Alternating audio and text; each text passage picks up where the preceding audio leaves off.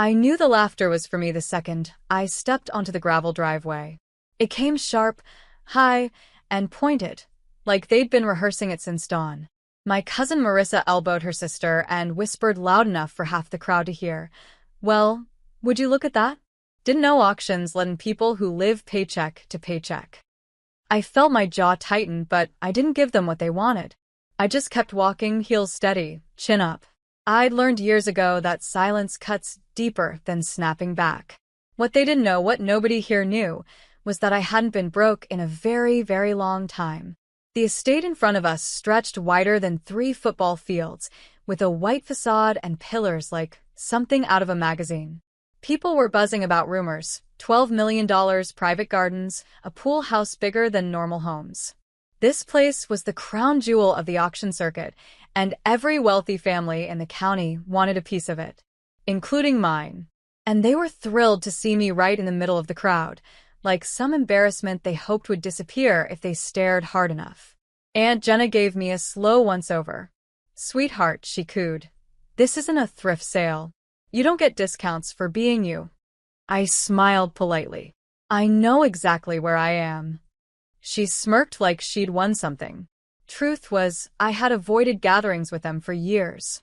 After Mom passed, things changed. My relatives had treated me like I was a burden, like every breath I took cost them something. When I left home at 19 with 2 suitcases and a dream to build my own real estate research firm, they predicted I'd end up begging for help or crawling back with apologies. I had done neither. Instead, I worked like I had no choice but to win. And it turned out, I was very good at it. By 27, I had clients on both coasts. By 28, wealthy investors trusted my market forecasts over some companies' entire analytics teams. And a year after that, I made a private deal with a retiring developer that changed my financial life forever. But right now, the only thing they saw was the girl they used to insult at holidays. I walked toward the registration booth. The woman behind the table looked up and smiled warmly. "Name, please?" "Alexis Reed." Her eyebrows lifted. Recognition flickered. She'd clearly seen my credentials, or the bank letter I submitted to qualify. "Welcome, Ms. Reed," she said, handing me a sleek black paddle. "You're cleared for the full bidding range." Marissa, who'd followed me just close enough to eavesdrop, choked on her breath. "Full? You mean?" The registration woman gave her a polite, practiced smile. "Only registered bidders beyond this point, ma'am." Marissa stared at my paddle like it betrayed her personally. I could practically hear her brain scrambling. Alexis? Registered? Fully? It didn't fit the story they'd created about me. Inside the courtyard, I found a quiet corner. People gathered in clusters, discussing budgets and plans to flip or rent the estate. I watched the auctioneer step onto the platform, adjusting his microphone. My heart thudded with adrenaline, not from nerves, but from the anticipation of what was about to unfold. The estate had sentimental weight for my relatives. For 3 generations, they'd dreamed about owning a property like this. They'd been bragging about it for months, telling everyone the Reed clan was finally rising again, as if they hadn't stepped on me every chance they got. But the universe has a funny sense of humor. Because the one person in the family they'd always dismissed as useless, she had the highest spending power in this courtyard. And they had absolutely no idea. The auctioneer lifted his hand. "Ladies and gentlemen, we'll begin in 60 seconds. Marissa's voice carried across the space. "She'll faint before she bids. Watch this." I inhaled slowly. Calm. Steady. Focused. My phone vibrated with a message. "Evan, my financial advisor. Funds are cleared. You're good to go, Lex." A small rush of warmth went through my chest. Not from the money, but from knowing I wasn't alone in my fight anymore. I had built a circle of people who respected my work, valued my ideas, and believed in me. The auctioneer slammed the gavel once. "We will begin the bidding for Willow Crest Estate at $6 million. Several paddles lifted immediately, maybe 20. 6.5. 7. 7.5. 8. My relatives joined too, smug and confident, whispering things like, "We've got this. She'll stay quiet." They weren't wrong. For the first 20 minutes, I stayed silent. 8.2. 8.3. 9 million. People started dropping out. Aunt Jenna's voice rose. 9.5. The crowd murmured. My cousins clapped like seals celebrating. This is it. We're getting it. I leaned against a marble pillar, checking my watch. Evan had told me exactly the point where everyone else's budgets would tap out. 10 million. 10.2. 10.4. Only 4 bidders remained, including my family. I slipped my paddle between my fingers. The auctioneer wiped his brow. 10,500,000. Do we have 10.6? Aunt Jenna hesitated. This was their limit. I knew it. She whispered to her husband, panic tinging her voice. We can't go higher. Not without liquidating something. The auctioneer raised his chin. 10.5 going once. My cousins looked proud. They thought they were winning. Going twice. I raised my paddle gently. 11 million.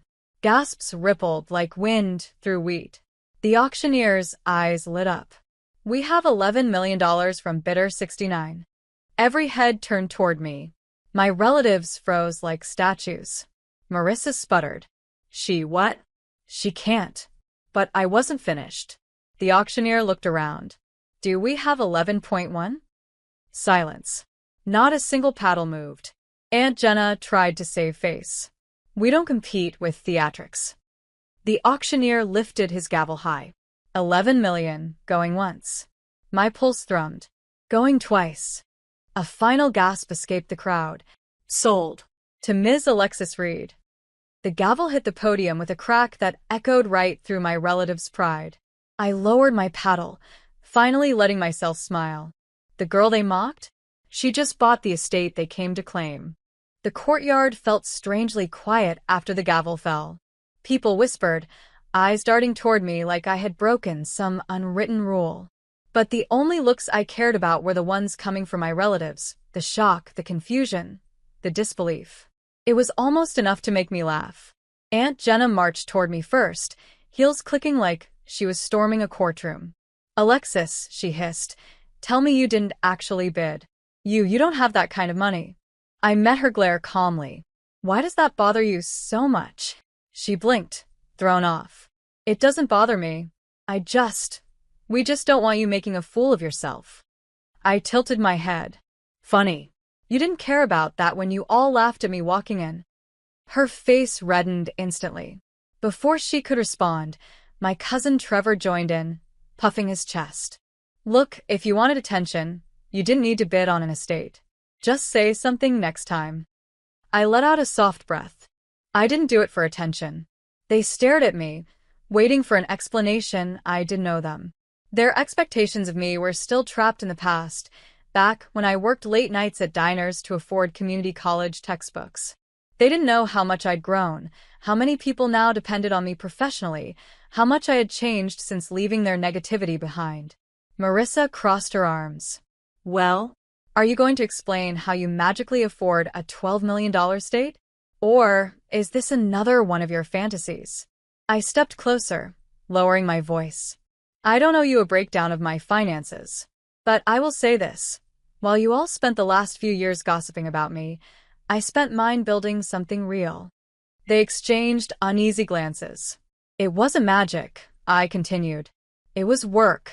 Something you never saw, because you were too busy assuming I'd fail. Their expressions sank, one by one. Before they could recover, the auction staff approached me with a tablet. Ms. Reed, congratulations. We'll finalize paperwork in the main office. Thank you, I said, following him past my frozen relatives. Their silence felt like closure. Inside the office, everything moved quickly, signatures, confirmation emails, proof of funds. The estate manager, a polite man named Daniel, looked genuinely impressed. You've secured a beautiful property, he said. Any plans yet? Yes, I replied. This will be the headquarters for my new development firm. I want it to be a place where women in real estate can actually grow instead of getting pushed aside. His eyes widened. That's incredible. We don't hear that often. Someone's got to change the narrative, I said. He laughed softly. Well, You certainly made an entrance today. When I exited the office, my relatives were still standing in the courtyard. They looked smaller now, like their confidence had drained out of them.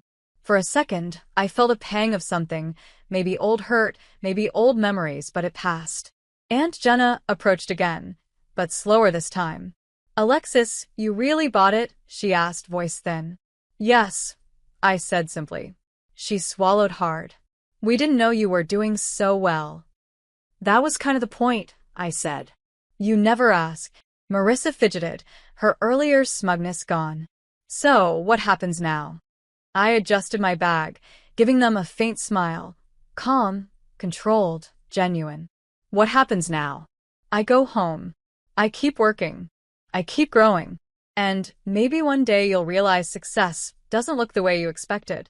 Their faces dropped again, but this time they didn't argue. I turned toward the exit, warm sunlight stretching across the driveway. For the first time in years, I felt completely free. 2 weeks after the auction, Willow Crest didn't feel like a stranger's estate anymore. The gates opened automatically when my car approached, the long driveway glowing under the evening lights I'd just had installed. It felt surreal, peaceful, earned, mine. I walked across the marble foyer, listening to the echo of my footsteps. The renovation team had already cleared the old furniture, and the space felt like a blank canvas ready for my next chapter. My next headquarters. My next beginning. I stood near the tall windows, overlooking the gardens, when my phone buzzed. A text from Evan. "Media picked up your auction win. Congratulations again, Lex." I smiled. I didn't care about press coverage, but it was satisfying to know the story was out there. Not for revenge, not for attention, but because it showed how far I'd come since everyone counted me out. I turned when I heard footsteps. The estate manager, Daniel, walked in with a stack of plans. "Ready to go over the layout?" "Absolutely," I said. We spent the next hour reviewing every detail: workspace designs, conference rooms, the mentorship wing for young women entering real estate. I felt something I hadn't felt in years, a genuine sense of purpose. Not proving anyone wrong, building something right. When we wrapped up, Daniel gathered his papers. "Your team's going to love this place. And I have to say, what you did at that auction, that took courage." "It took history," I corrected softly. "Years of it." He nodded with understanding. "Well, you changed yours today." After he left, I stepped outside onto the balcony as warm wind brushed against my shoulders. The sunset washed the entire estate in gold, and for a moment, I just stood there breathing it all in. Then I heard tires crunching on the gravel below. I looked down.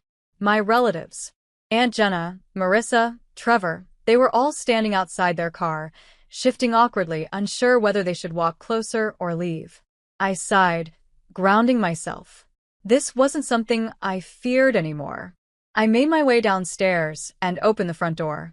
"You guys need something?" Aunt Jenna clasped her hands. "We, wanted to apologize." Trevor nodded quickly. Yeah. "We didn't realize you were doing so well." Marissa swallowed hard. "We shouldn't have mocked you. It wasn't right." Their voices were quiet, almost embarrassed. It was the first time in my life any of them had apologized for anything. I leaned against the doorway, not angry, just tired of the old story. It wasn't about money. It was about respect. And how you treated me. Aunt Jenna looked down. "We know. And we're sorry." I exhaled slowly. "Thank you. I appreciate it." Their heads lifted slightly, hopeful. But I continued gently. "I'm not living in the past anymore. I worked for this life. I built it without you. I'm not angry. I'm just done trying to earn approval I never needed." They looked stunned, but they nodded. And that moment, calm, clear, peaceful, felt like the real victory. Not the estate, not the money, freedom. After my relatives drove away, the estate settled back into its quiet evening rhythm. Lights shimmered along the walking paths, and the fountains in the courtyard hummed softly. For the first time, the place didn't feel intimidating. It felt like home. I wandered through the empty halls, running my hand along the newly polished banisters. This wasn't just an estate. It was proof of every sleepless night, every risk I'd taken, every moment I refused to give up when people expected me to break. My phone buzzed again. Another message from Evan. Everything okay? You sounded tense earlier. I typed back. All good. They came to apologize. I think this chapter is closed. A moment later, he replied. Proud of you. You handled it with more grace than most people would. I smiled. Grace wasn't something I had growing up, it was something I had to learn in order to survive. I stepped outside onto the stone patio. The air smelled fresh, and cicadas buzzed faintly in the distance. I sat at the edge of the garden, staring at the silhouette of the estate against the fading light. This place was the beginning of my new company, but it was also the beginning of something more personal. The life I'd built without needing validation or approval from people who once dismissed me. The garden gates creaked open, and I turned to see Daniel walking up with a clipboard tucked under his arm. Didn't mean to intrude, he said. Just wanted to drop off the final blueprint revisions. I waved him over. You're not intruding. I could use a distraction. He sat beside me on the stone bench. Long day. A symbolic one, I said with a small laugh. My relative showed up. Tried to apologize. He raised an eyebrow. And how'd that go? I accepted it, I replied. But I didn't let them back into a place in my life they never earned. He nodded slowly. Healthy choice. I glanced at him. Feels like this estate isn't just a business move for me. It's healing something. He smiled. Then it's already worth the investment. For a moment, we sat quietly, two people on a stone bench, looking out at a future rising from the ashes of old wounds. Alexis, he said gently, I've seen a lot of people buy properties, but I've never seen anyone reclaim their story quite like you did. I felt warmth rise in my chest. Thank you. That means more than you know. He stood, offering a hand to help me up. Ready to see the new office swing tomorrow? Absolutely. As we walked back toward the entrance, the estate lights flickered on one by one, glowing like a promise. I paused at the door, taking it all in. The girl who once felt small, ignored, and underestimated was gone. In her place stood a woman who had built her own path, her own company, and now, her own estate. My revenge wasn't the purchase. It was the quiet confidence of a life I shaped myself. A life that finally felt like mine.